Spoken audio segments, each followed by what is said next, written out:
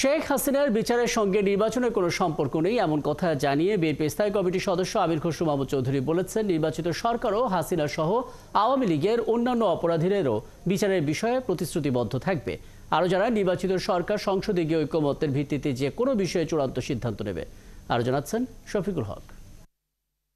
শেখ হাসিনা সরকারের আমরা অবিলম্বে দ্রুত সময়ের মধ্যে তার বিচার কার্যক্রম দেখতে চাই। শেখ হাসিনার বিচারের আগে নির্বাচন নয়, নতুন দল হিসেবে আত্মপ্রকাশের পর জাতীয় নাগরিক পার্টির নেতাদের এমন বক্তব্য ঘিরে দেশের রাজনীতিতে চলছে নানান আলোচনা। বুধবার সকালে রাজধানীতে এক অনুষ্ঠান শেষে সাংবাদিকদের সাথে আলাপকালে বিএনপি নেতা আমির খসরু মাহমুদ চৌধুরী জানালেন, কারো বিচারের জন্য নির্বাচন আটকে থাকবে না। স্বাধীন বিচার বিভাগে আস্থা থাকলে নির্বাচন নিয়ে অহেতুক বিতর্ক সৃষ্টি করা কাম্য নয় বলেও মন্তব্য করেন তিনি। বিচারিক প্রক্রিয়া চলতেই থাকবে, এটা তো কোনো জায়গায় থেমে যাবে না। শেখ হাসিনার বিচারের পরে তো বিচারিক প্রক্রিয়া থেমে যাবে তা তো না, তারপরেও তো বিচার আছে, আরও লোকের বিচার আছে, হাসিনার তো বিচার আছেই। আমরা আজকে এটার জন্য হবে না নির্বাচন, কালকে আরেকটার জন্য হবে না, পরশু আরেকটার জন্য, কত কথাই তো শুনতেছি। এই সমস্ত কথাবার্তা বলে নির্বাচন ব্যবস্থা, গণতান্ত্রিক ব্যবস্থাকে পিছিয়ে নেওয়ার কোনো সুযোগ নাই। গেল ৮ মাস দেশে নির্বাচিত সরকার নেই।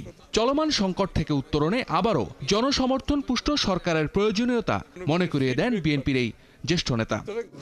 জনসমর্থন পুষ্ট সরকার ব্যতীত political weight, political muscle, political সমর্থন ছাড়া আপনি এই সমস্ত সমস্যার সমাধান করা খুবই কঠিন। Short term, mid term, long term সমাধান দিতে হবে।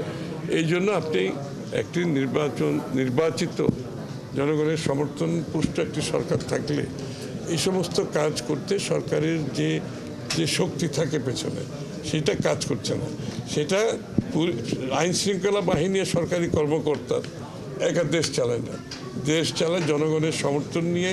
একটা সরকার যখন আসে, দেশের জনগণের সমর্থন কিন্তু সেখানে থাকতে হয়। এর আগে বাংলাদেশে জাহাজ রিসাইক্লিং শিল্পের চ্যালেঞ্জ ও সম্ভাবনা নিয়ে এক গোলটেবিল বৈঠকে অংশ নেন আমির খসরু। শিল্পের প্রকৃত বিকাশে তাদের নিয়ন্ত্রণমুক্ত রাখার তাগিদ দেন সাবেক এই বাণিজ্যমন্ত্রী। আপনি গভর্নেন্স যদি ভালো চান, আপনি নিয়ন্ত্রণ কমিয়ে আনতে হবে, সোজা কথা। শফিকুল হক, ৭১, ঢাকা।